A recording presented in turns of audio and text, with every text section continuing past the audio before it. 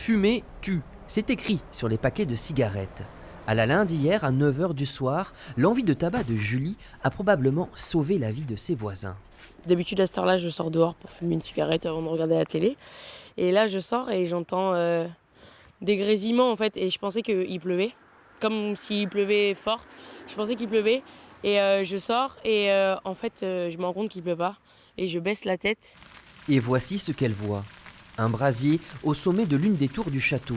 Le premier réflexe de cette conseillère municipale a été d'appeler les pompiers. Puis elle a fait le tour de l'imposant bâtiment pour aller à la rencontre de ses occupants. Il n'avait pas vu du tout parce que la maison est grosse, en fait. Et la tour, elle est juste derrière. Donc c'est collé, mais c'est tellement grand, en fait, que du coup, il s'était pas rendu compte. Grâce à cette intervention, il n'y a pas eu de blessés. L'un des occupants, un homme de plus de 90 ans, a été évacué par précaution vers l'hôpital. Quant à l'incendie, il ne s'est pas propagé au-delà de la tour. 60 pompiers avec 30 véhicules étaient présents pour lutter contre les flammes.